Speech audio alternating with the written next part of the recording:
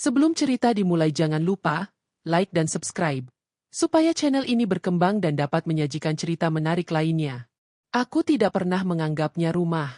Istana marmer dan kristal yang kami sebut rumah angkasa ini, bagiku, hanyalah sebuah set syuting raksasa. Sebuah panggung yang dirancang untuk satu tujuan, mempertahankan ilusi.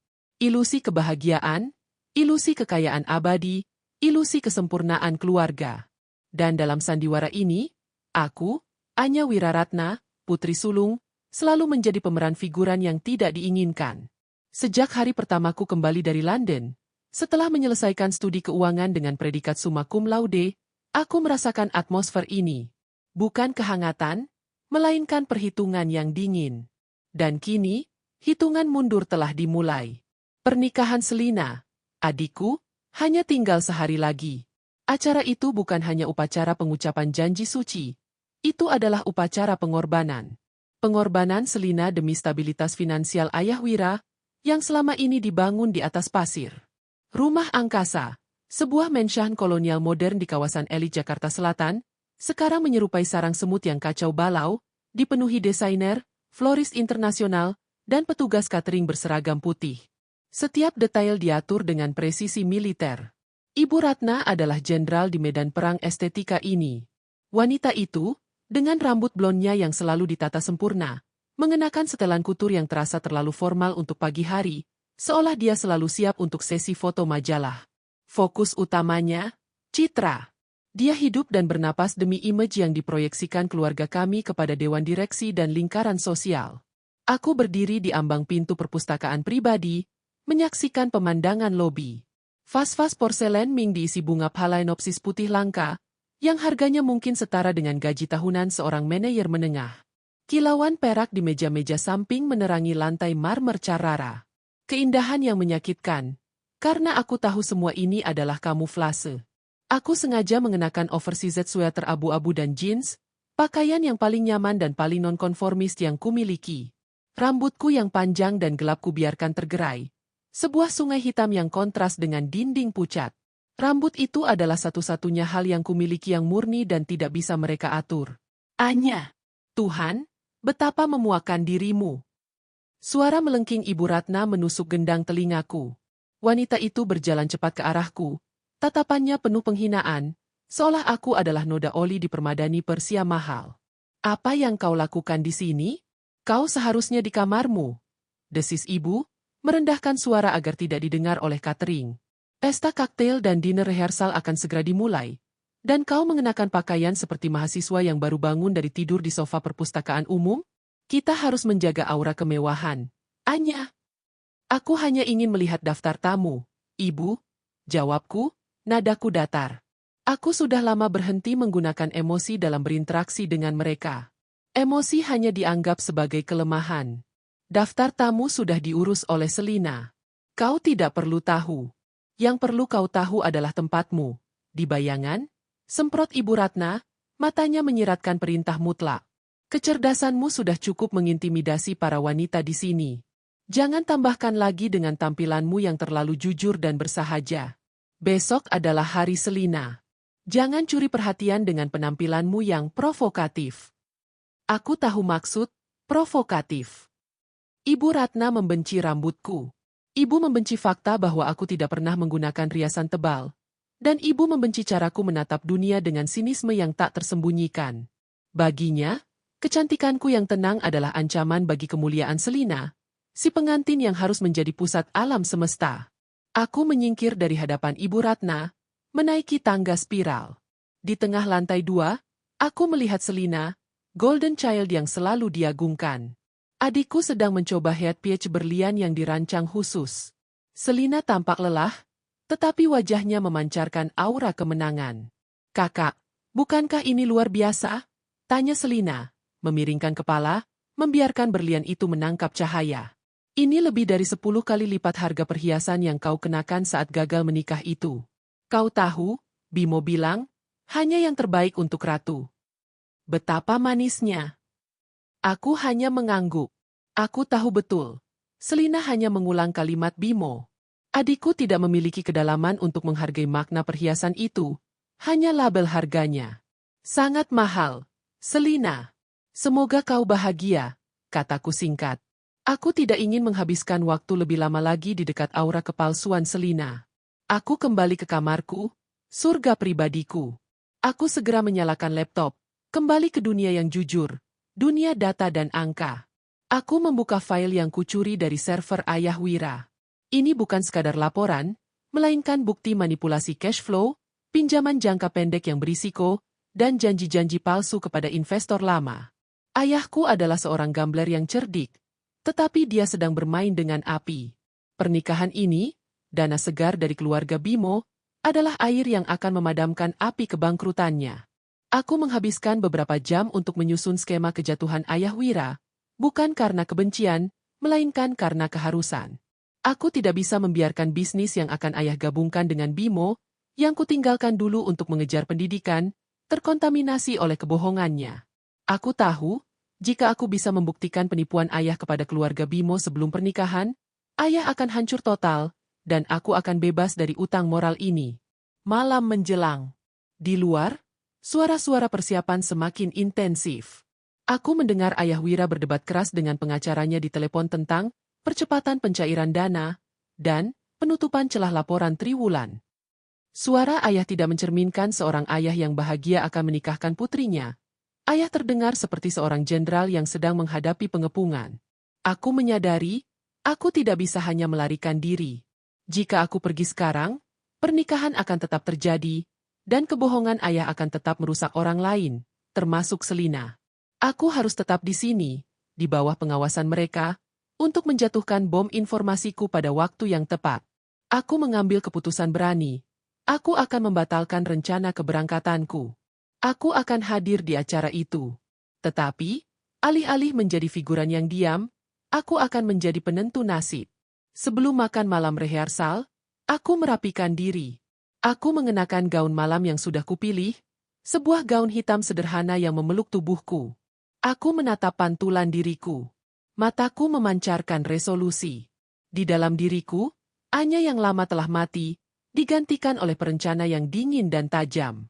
Aku mengambil sebotol kecil obat tidur yang selalu kubawa untuk mengatasi jet lag. Malam ini, aku membutuhkannya untuk mengatasi emosi yang mungkin akan meledak saat perjamuan. Aku harus tenang, harus tidur nyenyak, agar aku bisa menjadi sempurna dalam peran baruku, sang penghancur. Aku memejamkan mata, membiarkan obat itu bekerja, siap menghadapi penghinaan terakhir sebelum aku melepaskan diri. Aku tidak menduga bahwa mereka akan memberikan penghinaan itu kepadaku saat aku berada dalam keadaan paling rentan. Perjamuan malam itu terasa seperti adegan dari opera tragis, dengan makanan yang mewah sebagai properti dan ucapan selamat palsu sebagai paduan suara. Udara dipenuhi aroma trufle dan anggur bordeaux yang mahal, tetapi yang tercium olehku hanyalah bau kepalsuan yang menyengat. Aku duduk di meja kecil yang sengaja ditempatkan di sudut, dekat piano grand yang tidak dimainkan. Di meja utama, Ayah Wira dan Ibu Ratna duduk seperti raja dan ratu, bersama Selina yang terlihat bersinar dalam gaun kaktail yang gemerlap. Tempat dudukku adalah manifestasi fisik dari posisi sosialku dalam keluarga. Penting secara genetik, tetapi tidak relevan secara fungsional. Aku memilih untuk tidak banyak bicara, hanya mengamati. Ini adalah keahlianku, mengumpulkan data, menganalisis gestur, dan membaca bahasa tubuh yang tersirat. Aku melihat betapa seringnya Ayah Wira memeriksa ponselnya di bawah meja, betapa tegangnya senyum Ibu Ratna, dan betapa Selina harus memaksakan setiap tawa renyahnya. Mereka semua berada di bawah tekanan, tetapi tidak ada yang seberani aku dalam mengakuinya. Saat hidangan penutup disajikan, suasana mencapai klimaksnya. Ayah Wira berdiri, mengetuk gelas kristalnya. Sesaat, seluruh ruangan hening, menantikan pidato kebanggaan ayah. Malam ini, kita merayakan investasi paling berharga dalam hidup kita. Ayah memulai, suaranya dipenuhi arogansi. Investasi yang akan melipat gandakan aset kita, memperkuat jaringan sosial kita, dan, yang terpenting, menjamin kelangsungan nama besar Wiraratna. Ayah Wira memuji Selina dengan kata-kata yang muluk-muluk, menyebut adikku sebagai perwujudan sempurna dari kecantikan dan ambisi keluarga. Ayah berbicara tentang kecakapan Selina dalam menjaga citra, dalam memilih pasangan yang tepat, dalam mengerti apa yang penting dalam kehidupan sosial. Kemudian, Ayah Wira menoleh ke arahku. Ekspresi puas ayah tiba-tiba mengeras menjadi jijik yang terbuka. Lalu, mari kita akui ada yang tidak sempurna, kata ayah Wira, suaranya berubah menjadi nada teguran. Semua mata di ruangan itu, dari kerabat hingga pelayan, kini tertuju padaku. Anya. Dia menghabiskan waktu bertahun-tahun di luar negeri, mendapatkan gelar yang mengesankan. Tetapi gelar itu hanya memberinya kemampuan untuk mengkritik dan mencemooh, bukan untuk berkontribusi. Dia tidak menjalin pertemanan yang berharga. Dia tidak membawa keuntungan sosial apapun. Sebaliknya, dia membawa kerugian karena kurangnya kepatuhan dan keputusannya untuk selalu menantang tradisi kita. Aku menelan air liurku. Ini adalah serangan pribadi yang paling brutal. Ayah Wira tidak hanya mengkritik pilihanku. Ayah menyangkal seluruh eksistensiku, merendahkan semua pencapaian akademisku di depan umum. Lihat saja rambutnya. Ayah melanjutkan, menggunakan kritik remeh Ibu Ratna sebagai senjata utama. Panjang, mencolok, selalu diurai. Itu adalah rambut yang berisiko mencuri perhatian dari pengantin wanita besok. Dia tidak mengerti pentingnya hierarki. Besok, seluruh fokus harus pada Selina, dan kita tidak bisa membiarkan ada hal sekecil apapun, apalagi hal yang begitu dramatis, yang mengganggu fokus. Tawa canggung menyebar di ruangan itu. Aku menundukkan kepala. Bukan karena malu, tetapi karena aku tidak ingin ada yang melihat api yang menyala di mataku. Aku bukanlah beban. Aku adalah aset tersembunyi yang baru saja mereka remehkan di hadapan semua orang. Ketika perjamuan selesai, aku bergegas naik ke kamar. Aku tidak mengucapkan selamat malam kepada siapapun. Aku hanya butuh ketenangan. Aku melihat pantulan diriku di cermin. Rambutku yang panjang, indah, dan selalu menjadi sumber kebanggaanku, kini terasa seperti mahkota yang memicu kecemburuan dan penghinaan. Aku tahu, ayah dan ibu ingin aku bersembunyi.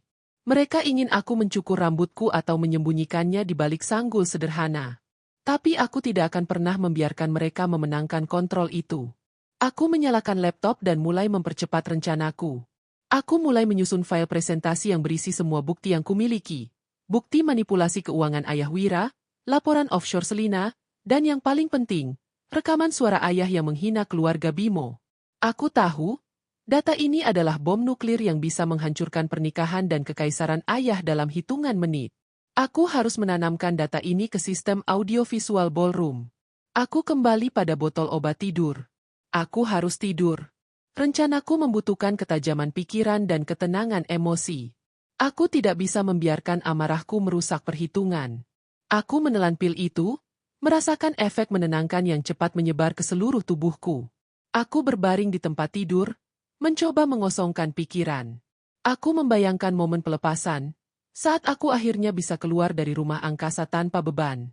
Aku tidak tahu, ketika kantukku mencapai puncaknya, pintu kamarku terbuka perlahan. Langkah kaki yang sangat ringan. Aroma parfum Ibu Ratna yang mahal memenuhi ruangan. Wanita itu mendekati tempat tidurku, matanya yang dingin menatap wajahku yang damai karena efek obat.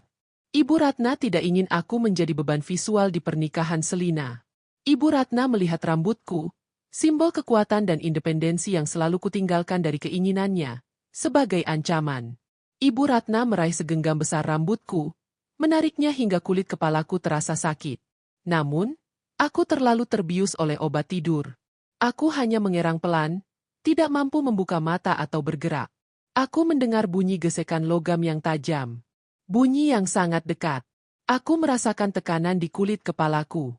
Kemudian, sensasi dingin, diikuti oleh bunyi, ceretak, ceretak, ceretak, yang berulang-ulang, memotong sesuatu yang berharga. Aku hanya bisa merasakan nyeri sesaat dan kedinginan yang menusuk di kulit kepalaku, diikuti oleh kelegaan yang mengerikan. Aku terperosok lebih dalam ke dalam tidur yang dipaksakan. Aku tidak tahu bahwa malam terakhirku sebagai Anya yang memiliki rambut panjang sudah berakhir. Aku tertidur di atas bantal sutra, tidak menyadari bahwa di sekitarku, di lantai marmer, tergeletak berhelai-helai rambutku yang panjang, korban pertama dari balas dendam yang akan mengubah segalanya. Sinar matahari pagi yang keras menembus tirai sutra kamarku. Biasanya, aku akan terbangun dengan perlahan, menikmati aroma kopi yang samar-samar. Pagi ini, aku terbangun dengan sensasi yang benar-benar asing dan mengerikan. Dingin. Bukan dinginnya suhu ruangan, melainkan dinginnya udara yang menyentuh kulit kepalaku. Aku mencoba membuka mata. Kepalaku terasa berat, sisa-sisa efek obat tidur masih membelenggu kesadaranku. Rasa pening yang menyiksa membuatku sulit memproses sensasi aneh ini. Aku mengangkat tangan kananku, mencoba menyentuh rambut panjangku yang biasanya terasa seperti beban yang nyaman di bantal. Sentuhan itu membuat jantungku seolah berhenti berdetak. Rambutku tidak ada. Yang kurasakan hanyalah permukaan kulit kepala yang kasar, gundul, dan dingin. Kengerian itu datang menusuk, membuang semua sisa kantukku. Aku langsung terduduk di tempat tidur, napas tercekat di tenggorokan. Aku menoleh ke kiri dan ke kanan, mencari potongan rambutku, mencari kejelasan di tengah horor yang tiba-tiba ini. Di samping tempat tidurku, di atas karpet persia mahal, terhampar gundukan hitam pekat. Itu adalah rambutku.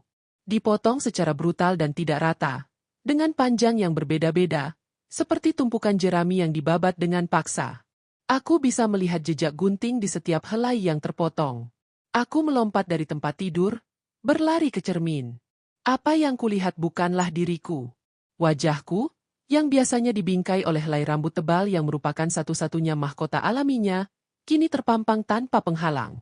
Kulit kepalaku terlihat botak, dengan sisa-sisa rambut yang dipotong sangat pendek di beberapa tempat, menunjukkan jejak kerja kasar dan penuh dendam. Ada potongan yang lebih panjang di belakang telinga, dan bagian atas yang nyaris gundul. Aku tidak berteriak. Suaraku hilang. Yang kurasakan bukanlah kepanikan, melainkan shock yang sedalam samudra, diikuti oleh keheningan total di dalam diriku. Ini bukan sekadar tindakan perundungan. Ini adalah perusakan identitas. Mereka telah mengambil satu-satunya aset yang kupertahankan untuk diriku sendiri. Tiba-tiba, pintu kamarku terbuka. Ibu Ratna masuk, membawa nampan sarapan yang terlihat mewah, sebuah tindakan yang sangat tidak biasa. Di tangan kirinya, ibu memegang sepasang gunting besar, yang masih ada beberapa helai rambut hitamku tersangkut di bilahnya. Ibu Ratna meletakkan nampan itu, matanya yang dingin menatapku, tanpa sedikit pun penyesalan. "Oh, kau sudah bangun, Anya," sapa Ibu Ratna, nadanya santai, seolah dia baru saja menggunting dahan pohon. "Makanlah, kau pasti lapar. Kau tidur terlalu nyenyak tadi malam." Aku menunjuk ke arah kepalaku yang gundul. Suaraku keluar sebagai bisikan tajam, "Ibu yang melakukan ini." Ibu Ratna tersenyum. Senyum yang menjijikan dan penuh pembenaran diri. "Tentu saja. Siapa lagi? Aku harus melakukannya. Kau sendiri yang bilang ingin pergi setelah upacara besok, bukan? Kau sendiri yang bilang tidak ingin menjadi bagian dari drama ini. Jadi, aku membantumu." Wanita itu melangkah mendekatiku, menjatuhkan gunting di atas meja rias dengan bunyi klep yang mengerikan. "Ini namanya keadilan, Anya. Keadilan untuk Selina.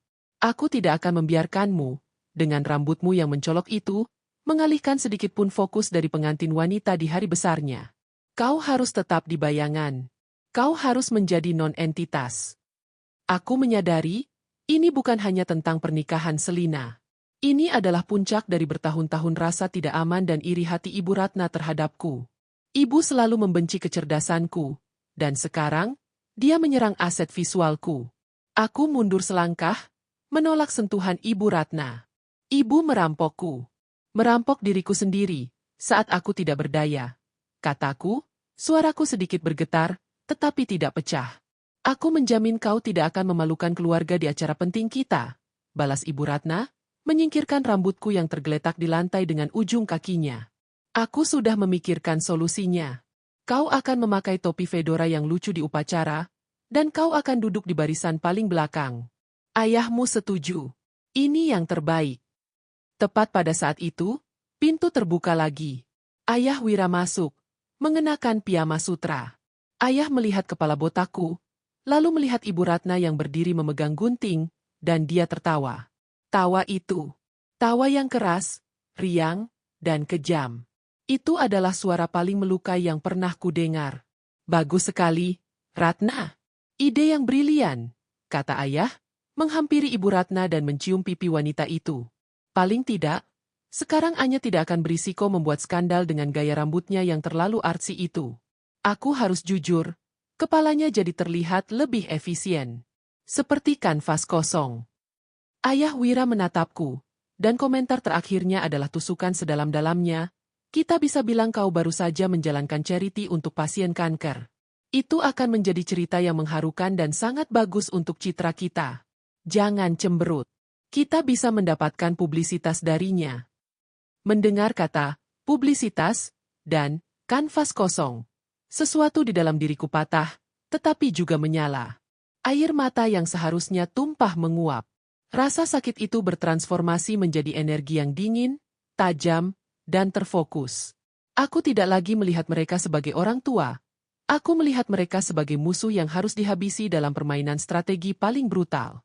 Aku akan melakukan apa yang kalian minta, kataku, suaraku datar dan mematikan. Ayah Wira dan Ibu Ratna bertukar pandang puas. Mereka mengira mereka telah menang. Mereka mengira mereka telah menundukkanku. Aku akan mencukur sisa-sisa rambut ini sendiri. Tambahku, menunjuk ke sisa-sisa rambut di kepalaku. Aku akan memastikan tidak ada yang terlewat. Aku akan menjadikan vas kosong yang sempurna. Ayah. Ibu Ratna tersenyum lebar. Anak baik. Lihat, kau bisa patuh juga. Sekarang, kenakan sesuatu yang sopan dan jangan keluar dari kamarmu sampai perjamuan dimulai malam ini. Ayah dan ibu meninggalkan kamarku, meninggalkan tawa kejam mereka sebagai penutup. Aku berjalan kembali ke cermin. Aku menatap diriku, hanya yang telah dirusak. Aku mengambil trimmer listrik yang kubeli untuk perawatan pribadi dan mencukur sisa-sisa rambut di kepalaku, hingga benar-benar gundul dan bersih. Sensasi gesekan logam di kulit kepalaku terasa seperti ritual pelepasan. Setiap helai rambut yang jatuh adalah janji balas dendam. Mereka ingin aku menjadi non-entitas? Mereka akan mendapatkannya. Tetapi non-entitas itu akan menjadi hantu yang menghancurkan seluruh kerajaan mereka. Aku kembali ke laptopku. Rencana pelarian sudah dibatalkan. Sekarang, rencananya adalah perusakan total. Ayah ingin aku menjadi berita baik untuk publisitas? Aku akan memberinya berita yang akan mengubur seluruh nama keluarga. Aku mulai memproses data, mencari celah. Gunting Ibu Ratna telah memberiku keberanian yang buta. Perkataan Ayah Wira telah memberiku tujuan yang jelas. Mereka tidak menduga apa yang akan kulakukan. Mereka meremehkan seorang analis keuangan yang botak. Kesalahan fatal mereka. Kepala yang gundul memberikan sensasi baru. Setiap pikiran terasa lebih jernih dan lebih tajam. Aku tidak merasakan lagi rasa sakit dari gunting Ibu Ratna. Yang ada hanyalah perhitungan matematis tentang bagaimana aku akan menghancurkan mereka.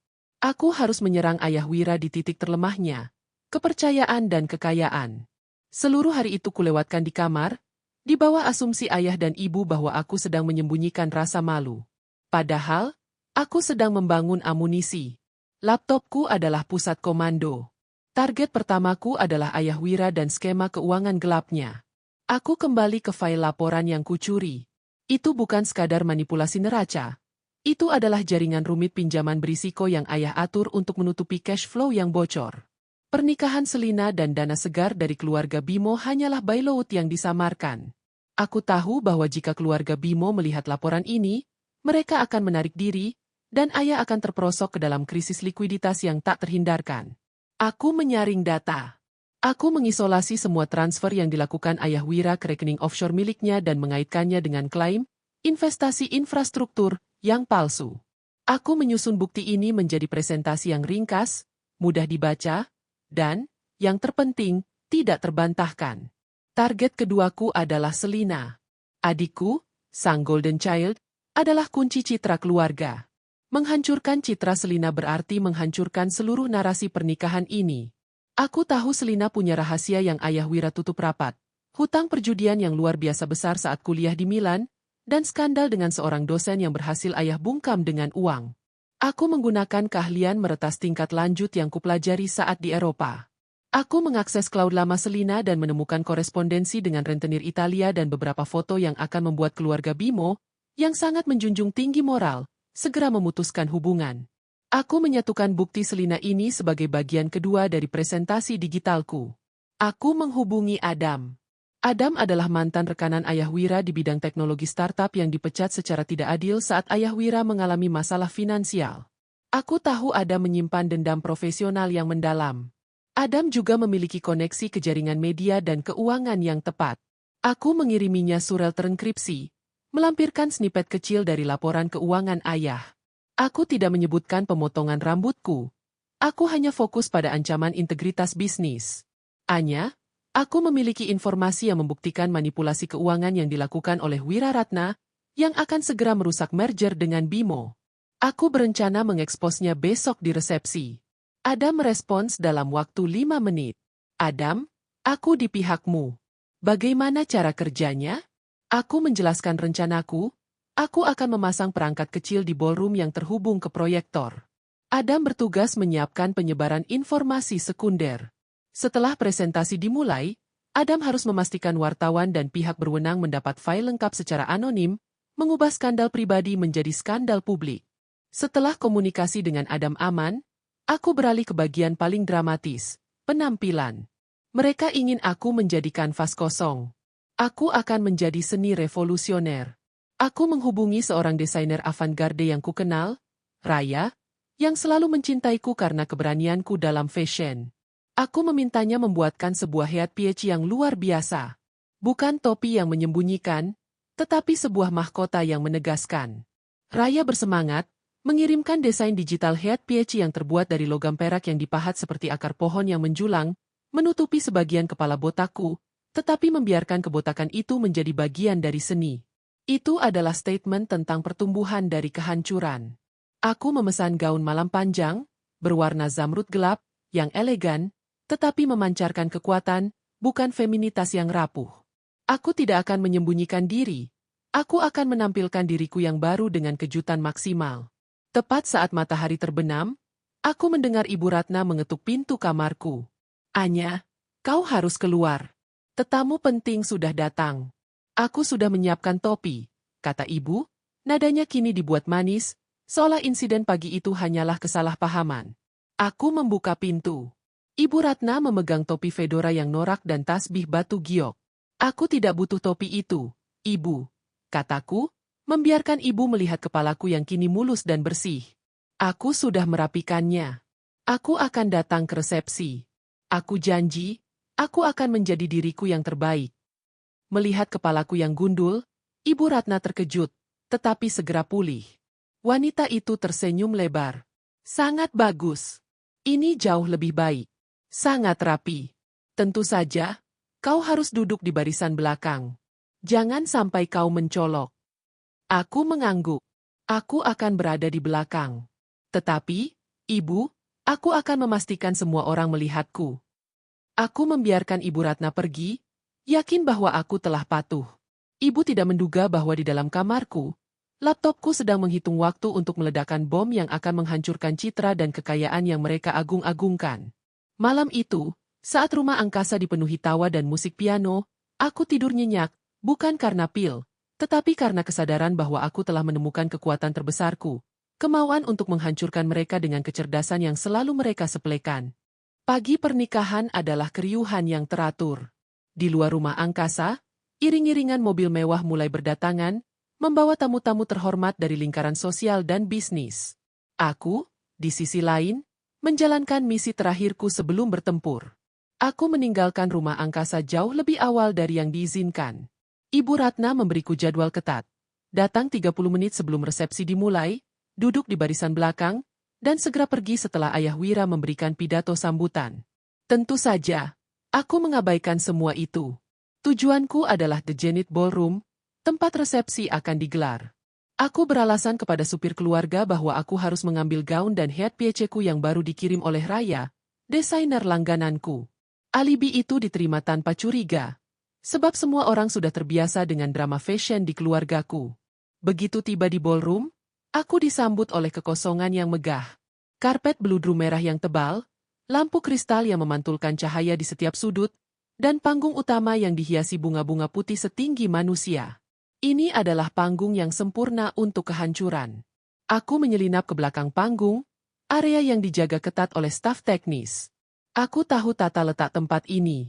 Selama masa sekolah menengah, ayah sering mengajakku ikut serta dalam acara perusahaan, menanamkan kebiasaan mengamati infrastruktur dan logistik di kepalaku. Ayah tidak tahu bahwa kebiasaan itu kini akan menjadi senjataku. Aku mencari panel kontrol audiovisual utama. Panel itu terletak di ruang operator kecil. Biasanya dijaga oleh seorang teknisi yang lelah dan tidak waspada. Aku mendekati teknisi tersebut. "Permisi, saya Anya Wiraratna," kataku dengan suara berwibawa. Gaun adikku mengalami masalah dengan klip mic yang terpasang di kerahnya.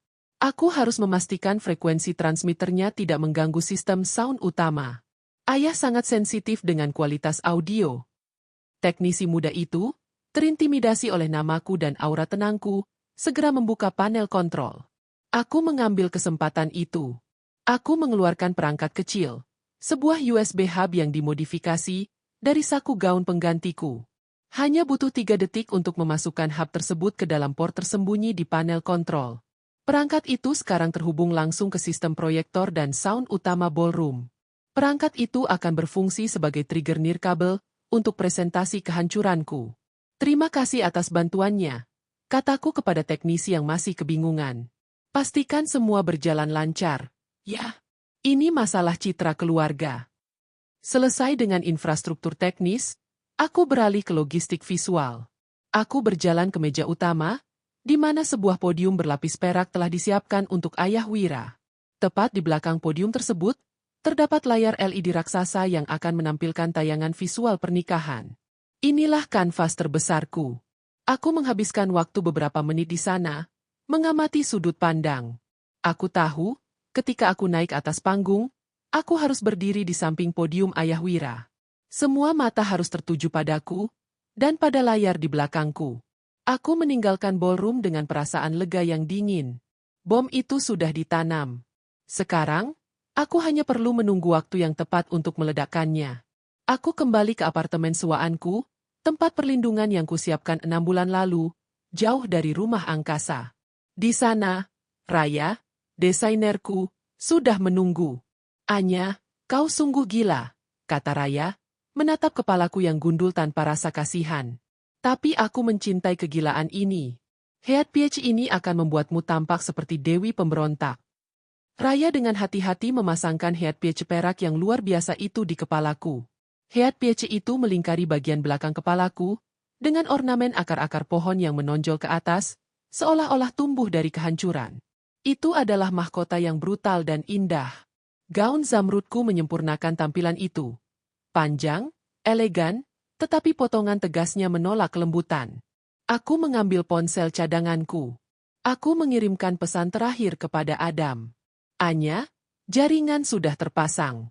Siapkan peluru informasimu." Begitu aku naik panggung, hitungan mundur dimulai. Tunggu hingga nama ayah disebut, lalu sebarkan link ke semua kontak media dan dewan direksi. Ini adalah tembakan serentak. "Adam, siap, Jenderal. Selamat memulai babak barumu." Aku mematikan ponsel cadangan itu. Komunikasi berakhir. Aku kini sendirian, siap menghadapi takdirku. Aku menatap pantulan diriku. Aku tidak lagi melihat Anya yang dulu, yang terikat pada sweater dan rambut panjangnya. Aku melihat seorang wanita gundul dengan mahkota perak, siap memicu perang yang akan mengubah seluruh lanskap sosial Jakarta. Mereka ingin aku menjadi kanvas kosong? Aku akan menjadi karya seni yang paling mengganggu dan mahal yang pernah mereka lihat. Aku mengambil sebuah flash drive dari laci, berisi file presentasi, senjata di balik kode, dan menyimpannya di saku tersembunyi gaunku. Ini adalah peluru terakhir dan paling mematikan. Aku kembali ke The Zenith Ballroom pada pukul 18.30. Aku sengaja datang saat keramaian mencapai puncaknya. Semua mata tertuju pada pintu masuk, tetapi hanya untuk mencari Selina. Aku berjalan masuk. Dunia segera berputar. Musik orkestra yang agung mengalun di dalam The Zenith Ballroom. Udara berbau ratusan bunga peoni dan parfum mahal. Ratusan tamu, para konglomerat, bankir, dan sosialita, duduk di meja-meja bundar, menunggu dimulainya resepsi pernikahan yang dijanjikan sebagai acara paling spektakuler tahun ini. Aku melangkah masuk. Bukan dari pintu utama, melainkan dari pintu samping, disamarkan oleh kerumunan pelayan. Namun, penampilanku segera menarik perhatian. Aku tidak lagi menggunakan topi fedora yang norak seperti yang diinstruksikan Ibu Ratna. Gaun zamrud gelapku adalah sebuah pernyataan, Dan head piece perak yang menonjol dari kepala gundulku adalah teriakan. Head piece itu memantulkan cahaya kristal, menciptakan aura yang aneh, antara pemberontakan dan keanggunan futuristik. Aku melihat Ibu Ratna sekilas. Wanita itu sedang menyambut keluarga Bimo, dengan senyum palsu yang tegang. Begitu mata Ibu Ratna menangkapku, wajahnya membeku. Mata ibu membesar, penuh amarah dan kekecewaan. Ekspresi itu dengan jelas bertanya, "Apa yang kau lakukan?" Aku hanya mengabaikannya. Aku berjalan menuju barisan belakang, tetapi aku tidak duduk. Aku berdiri, tegak, di dekat pintu darurat, membiarkan diriku menjadi titik fokus yang aneh di tengah lautan kemewahan. Aku ingin mereka semua melihatku. Pernikahan itu dimulai.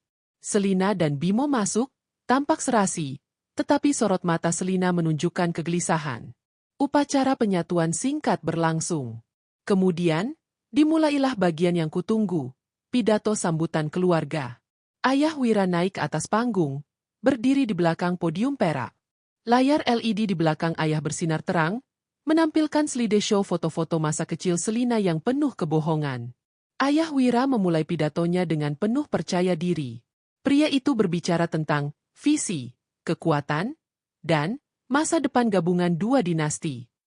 Malam ini, kita tidak hanya merayakan cinta, tetapi kita merayakan kebenaran dan integritas, kata Ayah Wira, mengangkat gelas champagne. Kalimat itu terasa ironis dan menyakitkan. Saat ayah sedang mencapai puncak pidatonya, aku bergerak. Aku berjalan lurus, tenang, menembus lorong meja bundar. Aku tidak peduli pada bisikan-bisikan yang mulai bermunculan. Semua mata kini beralih dari panggung ke arahku. Aku mencapai tangga panggung. Aku menaiki anak tangga itu perlahan, dengan langkah yang berirama. Ayah Wira terhenti di tengah kalimatnya. Pria itu menoleh ke arahku. Wajahnya memerah karena amarah yang terkontrol.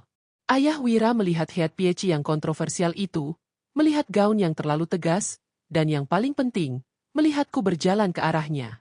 "Anya, apa yang kau lakukan? Turun!" Desis Ayah Wira melalui mic yang masih menyala. Suara ayah yang tajam terdengar jelas di seluruh ballroom. Aku mengabaikan ayah. Aku berjalan ke tengah panggung, ke samping podium. Aku berdiri tegak di sana, tepat di depan layar LED raksasa. Aku akan memberikan kejutan kecil untuk menghormati pernikahan adikku. "Ayah," kataku, suaraku tenang dan jernih, bergema melalui sound system utama. Ayah Wira mencoba menarik lenganku, tetapi aku terlalu cepat.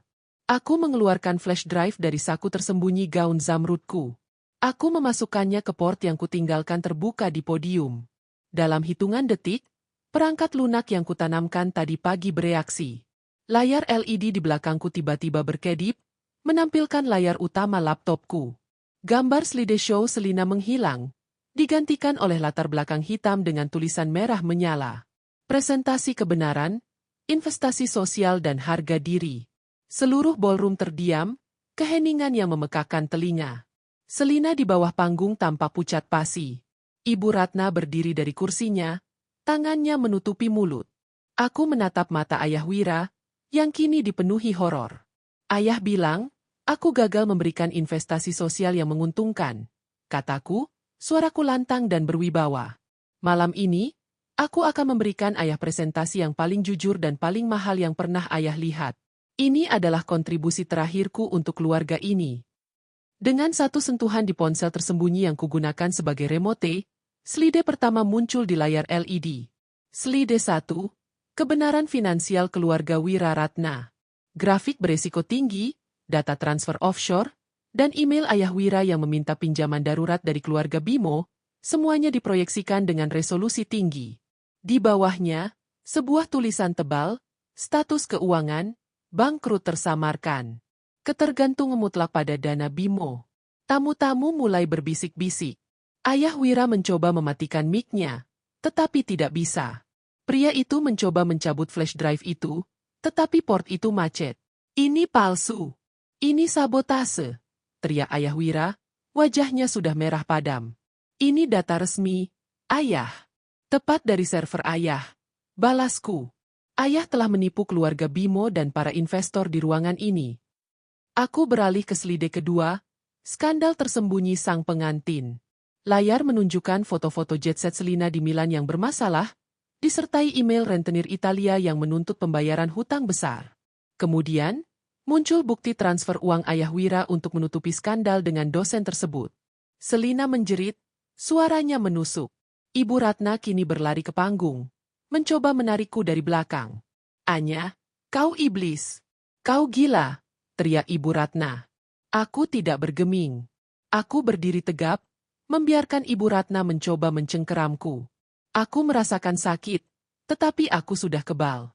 Tepat pada momen itu, aku melakukan grand final. Aku membiarkan headpiece peraku jatuh ke lantai, memantul dengan bunyi keras. Kepalaku yang botak, bersinar di bawah lampu kristal, menjadi titik pusat dari kehancuran visual dan informasi. Aku menatap mata ayah Wira yang penuh kebencian, dan aku tersenyum. Di luar ballroom, Adam baru saja menekan tombol kirim, melepaskan file yang sama ke semua media dan kontak dewan direksi. Bom itu telah meledak. Kepala yang gundul, berlumuran keringat akibat gesekan dengan headpiece perak, kini terasa seperti mahkota yang sesungguhnya. Aku berdiri di tengah panggung kehancuran, membiarkan layar LED di belakangku memuntahkan kebenaran yang kejam. Ayah Wira panik. Pria itu mencoba segala cara untuk menghentikan presentasi. Ayah merenggut kabel dari podium, tetapi itu hanya memotong suara mic-nya, bukan transmisi wireless dari perangkat yang kutanamkan. Layar itu terus berputar, menampilkan bukti demi bukti, surat pengajuan pinjaman berisiko, email dari keluarga Bimo yang menyatakan keraguan finansial, dan bukti pembayaran hutang Selina yang mencapai angka yang fantastis. Ibu Ratna telah berubah dari jenderal yang berwibawa menjadi wanita histeris. Ibu memelukku dari belakang, mencengkeram bahuku. Kau gila, Anya. Kau menghancurkan segalanya. Kau menghancurkan kami. Teriak Ibu Ratna, suaranya parau, bergema di ballroom yang kini riuh. Kalian yang menghancurkan diriku, Ibu. Kataku, tanpa menoleh. Aku hanya mengembalikan kehancuran itu ke tempat asalnya. Kalian memotong rambutku untuk menutupi kebobrokan kalian. Aku memotong cash flow ayah untuk menuntut keadilan. Tiba-tiba, dari arah meja utama, Bimo, sang calon pengantin, bangkit berdiri. Wajahnya, yang biasanya dingin dan arogan, kini pucat pasi karena penghinaan. Ayah Bimo, seorang taipan tua yang disegani, mendekati panggung dengan tatapan membunuh. Wira, apa maksud semua ini? Gerta ayah Bimo. Manipulasi dana? Hutang gila-gilaan? Kau telah menipuku. Ini hanya salah paham. Bimo, hacking, sabotase, teriak ayah Wira, mencoba merengkuh ayah Bimo, tetapi ayah Bimo mundur dengan jijik. Aku menekan tombol terakhir di ponselku. Layar berganti. Kali ini, muncul rekaman audio. Rekaman suara ayah Wira yang sedang membicarakan keluarga Bimo. Suara ayah Wira, tua dan bodoh. Pikir dia bisa mengendalikan bisnisku dengan uangnya. Begitu Selina menikah, kita ambil uangnya, dan kita buang dia ke laut. Kita akan memeras kekayaan Bimo yang bodoh itu. Rekaman itu begitu jelas, begitu mengerikan, menggema di ballroom yang tadinya riuh, kini hening total. Ayah Bimo tidak perlu mendengar lebih lanjut. Wajahnya mengeras seperti batu. Batalkan pernikahan ini, perintah ayah Bimo, suaranya penuh amarah dan penghinaan. Keluarga Wiraratna tidak hanya bangkrut, tetapi juga tidak bermoral. Bimo, kita pergi sekarang. Jangan pernah lagi kau sentuh wanita ini.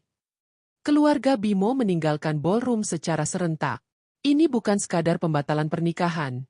Ini adalah pencabutan restu sosial yang mematikan. Selina, yang selama ini terkejut, kini berlari ke panggung, menangis histeris. Adikku tidak peduli dengan uang. Adikku peduli pada mimpinya menjadi first lady dari keluarga Bimo. Kakak, kau menghancurkanku. Kau merampas segalanya. Jerit Selina, mencoba meraih mahkota perak yang terjatuh di lantai, tetapi yang ia temukan hanyalah potongan rambutku. Kau yang merampas kebebasanku. Kalian merampas harga diriku. Bentakku, berbalik menatap Ibu Ratna dan Selina. Kalian yang mengira kehancuranku adalah keadilan. Inilah keadilan yang sesungguhnya.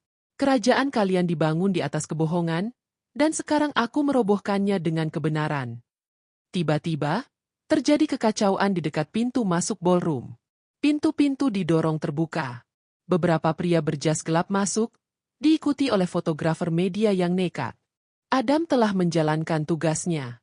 Pria berjas gelap itu adalah petugas dari kejaksaan dan audit pajak, yang dihubungi oleh Adam berdasarkan file yang kusebar. Mereka mendekati panggung, dan salah satunya mengeluarkan surat perintah penahanan sementara. Tuan Wiraratna, Anda ditahan atas dugaan penipuan pajak dan manipulasi laporan keuangan, kata petugas itu dengan suara tegas.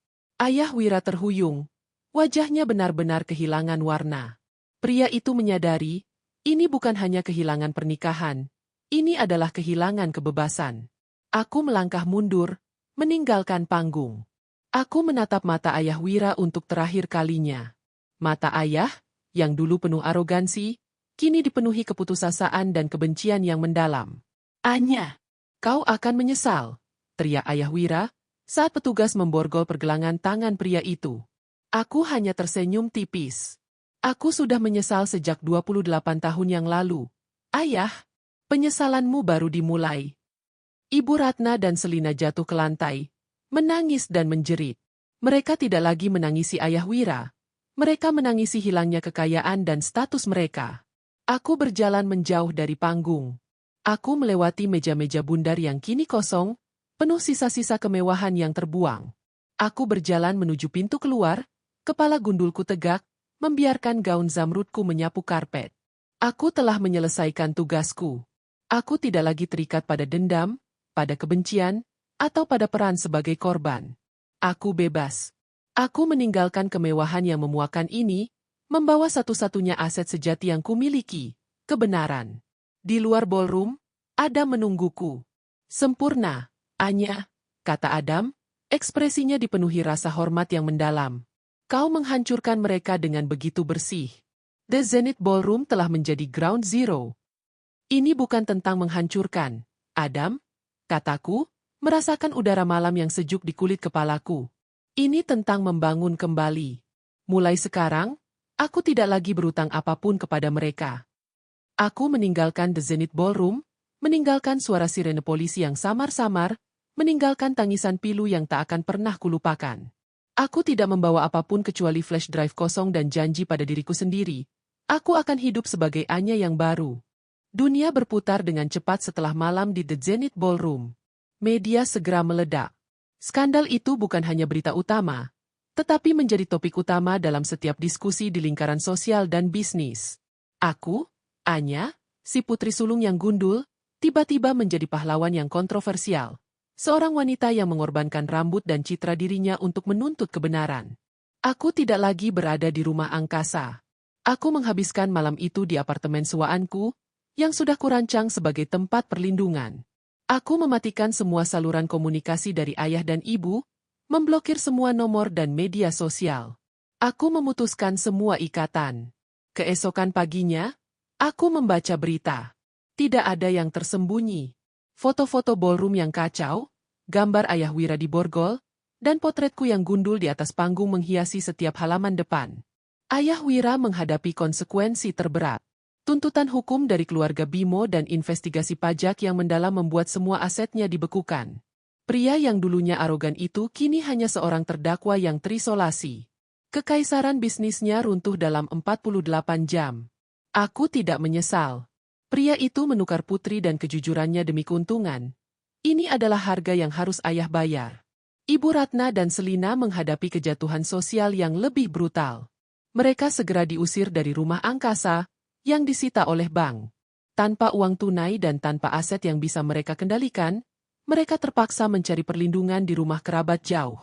Citra adalah segalanya bagi mereka, dan citra itu telah hancur total. Selina tidak hanya kehilangan calon suami, dia kehilangan seluruh identitasnya sebagai golden child. Ibu Ratna, si ratu sosial, kini dicerca, dan semua temannya menjauh. Aku menghubungi Adam untuk terakhir kalinya. Ayah Wira mengajukan penangguhan penahanan, tetapi pengadilan menolaknya. Lapor Adam melalui panggilan video terenkripsi. Aku juga sudah memastikan bahwa semua startup milik ayah ditinjau ulang oleh investor. Dia tidak akan pernah bisa kembali ke dunia bisnis lagi. Anya? Terima kasih, Adam, kataku. Kau telah membantuku menemukan keadilan, dan dirimu sendiri mendapatkan pembalasan profesional. Aku melakukan ini untuk integritas. Anya, koreksi Adam, wajahnya menunjukkan rasa hormat. Dan untukmu, kau adalah wanita paling berani yang pernah kutemui. Rambutmu, statement itu sungguh luar biasa. Kami sepakat bahwa kerjasama kami telah berakhir. Tidak ada romansa, tidak ada janji persahabatan abadi. Kami adalah dua orang yang bertemu di tengah badai dan kini berpisah setelah badai berlalu. Aku memulai langkah rebuilding. Aku menggunakan tabunganku yang kusimpan dengan hati-hati selama bertahun-tahun. Aku mengundurkan diri dari saham minoritas yang masih kumiliki di perusahaan ayah Wira, menolak keuntungan apapun. Aku ingin kebebasan finansial yang murni. Aku mengambil kelas seni dan desain. Aku menyalurkan seluruh amarah dan energi kreatifku ke dalam lukisan. Kepala gundulku, yang dulu merupakan simbol perusakan, kini menjadi simbol penemuan diri. Aku belajar merangkul penampilan baruku. Aku mulai merancang proyek startup yang baru, sebuah perusahaan teknologi keuangan yang fokus pada transparansi, kebalikan total dari apa yang dilakukan ayah Wira. Dunia luar terus membicarakan kisahku, tetapi aku telah menjauh dari kebisingan itu. Aku pindah ke sebuah apartemen sederhana di daerah yang jauh dari lingkaran sosial lama. Aku hanya ingin ketenangan. Beberapa minggu kemudian, aku menerima surat melalui pengacaraku. Itu adalah dokumen resmi. Ayah Wira telah menandatangani semua dokumen penyerahan asetnya sebagai ganti penangguhan tuntutan dari beberapa kreditur. Di bagian bawah, ada catatan tulisan tangan dari ayah Wira. Ayah Wira, kau memenangkan segalanya. Anya, kau menghancurkanku. Tapi ingat, kau melakukan ini pada keluargamu sendiri. Kebahagiaanmu tidak akan pernah lengkap. Aku membaca surat itu. Aku tidak merasakan kemenangan. Aku merasakan kebebasan. Kebahagiaanku tidak akan pernah lengkap jika aku tetap berada dalam kurungan yang dibangun dari kebohongan dan kekejaman. Aku mengambil surat itu, merobeknya, dan membuangnya. Aku berjalan ke cermin. Rambutku sudah mulai tumbuh, lapisan halus dan lembut. Aku menyentuh kulit kepalaku. Aku tersenyum. Malam itu, aku tidur nyenyak, bukan karena obat tidur, melainkan karena kebenaran. Aku telah kehilangan rambutku, tetapi aku mendapatkan kembali diriku, nilai diriku, dan kebebasanku. Anya yang baru telah lahir, siap menjalani hidup yang ia perjuangkan sendiri. Tahun pertama setelah insiden di The Zenith Ballroom adalah periode isolasi dan penyembuhan. Aku menjauhkan diri dari sorotan media yang menganggapku sebagai putri gundul yang pemberani atau penghancur dinasti Wiraratna. Aku tidak ingin menjadi label. Aku hanya ingin menjadi Anya.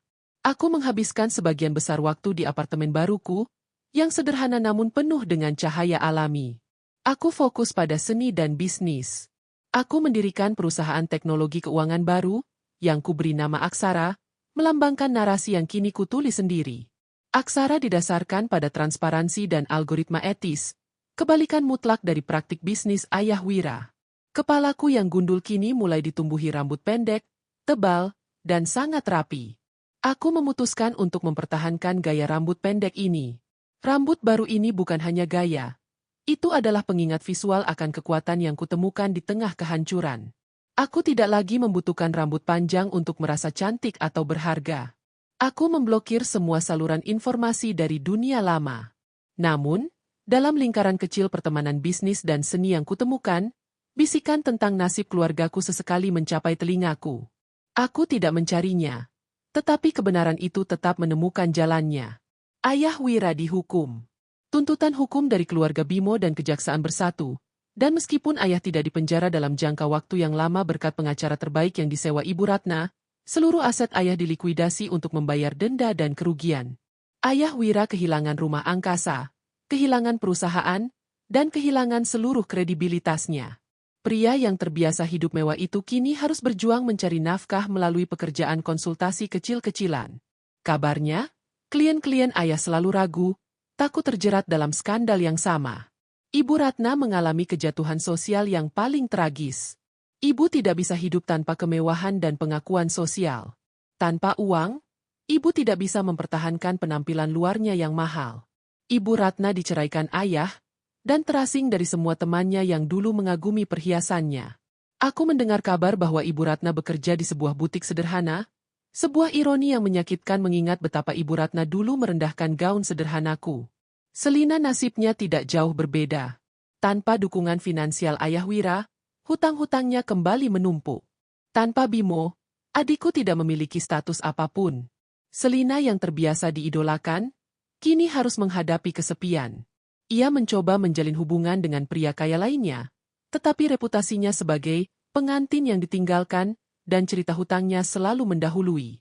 Selina, yang selalu mencari kebahagiaan dari luar, kini harus menghadapi kekosongan di dalam dirinya. Aku tidak merasakan sukacita yang meluap-luap atas kejatuhan mereka. Tidak ada tawa kemenangan. Yang kurasakan hanyalah kelegaan yang hampa.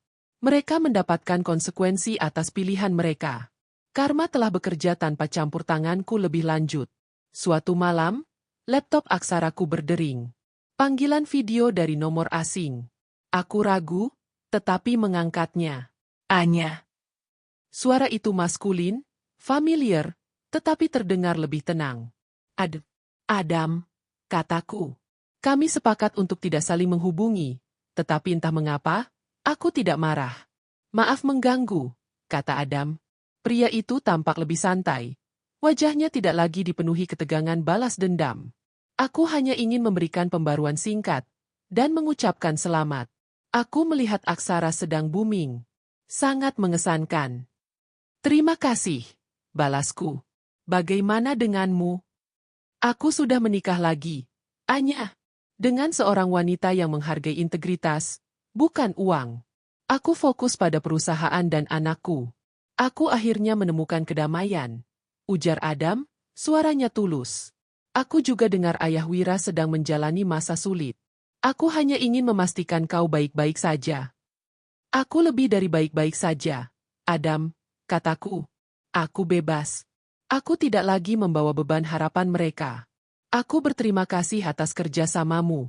Itu membuka jalan bagiku untuk ini. Aku menunjuk logo Aksara di laptopku. Adam tersenyum. Kau adalah arsitek kebebasanmu sendiri. Kami adalah dua orang yang bersatu karena kebetulan buruk, dan berpisah karena pilihan baik. Semoga sukses dengan Aksara. Kau juga, Adam, kataku. Setelah panggilan itu berakhir, aku memblokir nomornya. Aku harus menjaga batas. Kisah kami adalah kisah balas dendam, dan bab itu sudah harus ditutup. Aku kembali ke pekerjaan. Aku tidak lagi terobsesi dengan apa yang terjadi pada keluargaku. Obsesiku adalah masa depanku. Aku menyadari, kebahagiaan sejati tidak datang dari membalas dendam, melainkan dari membangun sesuatu yang berharga dari puing-puing kehancuran. Aku telah mengubah trauma menjadi blueprint kesuksesan. Aku menerima kebotakan itu sebagai sebuah pelajaran. Aku menerima pengkhianatan itu sebagai harga yang harus dibayar untuk keluar dari penjara mewah. Rambutku yang pendek kini terasa ringan dan sejuk. Aku tidak lagi peduli pada label. Aku hanya peduli pada kualitas pekerjaanku dan kejujuran dalam hidupku. Aku telah menjadi wanita yang mereka takuti, dan itu terasa lebih memuaskan daripada pujian palsu apapun yang pernah kuterima di rumah angkasa. 3 tahun telah berlalu sejak The Zenith Ballroom. Aku berdiri di ruang kantor Aksara, di lantai atas sebuah gedung perkantoran modern. Kantor itu memiliki pemandangan kota yang menakjubkan. Kantor ini bukan marmer dan emas seperti rumah angkasa, tetapi kaca dan baja yang elegan, memancarkan efisiensi dan inovasi. Ini adalah kekaisaranku sendiri, dibangun di atas integritas. Rambutku kini tumbuh dengan indah, panjangnya sekitar 2 cm, selalu kupotong sangat rapi, bergaya cik dan profesional. Aku tidak pernah lagi membiarkannya tumbuh panjang. Rambut pendek ini adalah lambang bahwa aku tidak akan pernah lagi menjadi korban yang mudah diserang. Pagi itu, aku menerima paket yang tidak terduga di meja kerjaku. Sebuah buku tebal tentang sejarah seni Indonesia dan sebuah surat yang ditujukan padaku. Surat itu berasal dari Selina. Aku membaca surat itu. Selina menulis tentang betapa sulitnya hidupnya, tentang kegagalannya dalam mempertahankan pekerjaan, dan betapa dia menyesal telah membiarkan ayah dan ibu memanfaatkannya. Dia mengakui bahwa aku adalah orang paling jujur dalam keluarga, dan bahwa pemotongan rambut itu adalah tindakan mengerikan yang seharusnya tidak pernah terjadi. Aku merasakan sedikit iba, tetapi tidak ada simpati. Penyesalan datang terlambat. Namun, surat itu mengonfirmasi satu hal. Mereka tidak lagi membenciku. Mereka hanya menyesali nasib buruk mereka. Aku merobek surat itu menjadi 4 bagian, membiarkan isinya terurai. Aku telah memaafkan mereka, bukan karena mereka pantas mendapatkannya, tetapi karena aku pantas mendapatkan kedamaian. Membawa kebencian hanya akan membebani diriku sendiri. Aku kini menjalin hubungan dengan Raka. Raka adalah seorang arsitek yang bekerja dengan etika yang sama denganku. Jujur, cerdas, dan sederhana. Hubungan kami tidak dibangun di atas image atau kekayaan.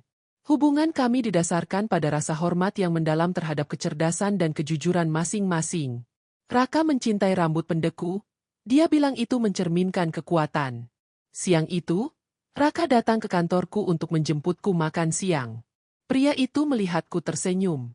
Kau terlihat sangat damai hari ini, kata Raka, memegang tanganku. Kau pasti memenangkan deal besar. Aku memenangkan deal yang lebih besar, Raka, kataku. Aku memenangkan diriku kembali. Aku telah membebaskan diri dari masa lalu yang beracun. Aku memutuskan untuk membawa Raka mengunjungi satu tempat terakhir yang menyimpan sejarah kelamku. Rumah angkasa. Rumah angkasa, yang telah disita bank, kini tampak suram, ditutupi terpal. Halaman rumputnya liar. Marmernya kusam. Semua kemewahan palsu itu kini memudar. Aku hanya melihat sebuah monumen keserakahan yang gagal. Aku berdiri di depan pagar besi yang berkarat, mengenakan setelan bisnis tailor made yang elegan. Rambutku yang pendek berkilauan di bawah sinar matahari. Dulu, ini adalah rumahku, kataku pada Raka. Mereka mengira mereka bisa mengendalikanku di sini, memotong rambutku, menjadikanku figuran dalam sandiwara mereka. Raka memeluk bahuku. Dan kau membuktikan bahwa mereka salah. Kau menggunakan kecerdasanmu sebagai senjatamu. Itu adalah keberanian yang luar biasa. Aku tersenyum. Mereka ingin aku menjadi kanvas kosong. Aku menjadi seniman yang melukis ulang nasibku. Aku menatap sekali lagi ke arah rumah tua itu. Aku tidak merasakan kebencian. Hanya rasa kasihan yang cepat berlalu terhadap orang-orang yang kehilangan segalanya, karena mereka tidak tahu bagaimana menghargai apa yang mereka miliki. Aku berbalik, meninggalkan rumah angkasa yang sepi. Aku tidak lagi terikat pada trauma masa lalu. Aku berjalan menjauh bersama Raka. Langkah kakiku terasa ringan dan bersemangat. Aku tahu, aku telah membayar harga yang mahal untuk kebebasanku. Kehilangan keluarga, kehilangan rambut, tetapi hadiahnya adalah hidup yang jujur dan tulus. Aku telah membalas dendam. Bukan dengan gunting di tanganku, tetapi dengan kode di laptop dan kebenaran di lidahku. Penyembuhan bukanlah tentang melupakan tindakan mereka, tetapi tentang menerima bahwa cerita buruk telah berakhir. Aku tersenyum, menatap masa depan yang cerah. Babak baruku telah dimulai, dan kali ini, hanya aku yang memegang kendali atas naskahnya.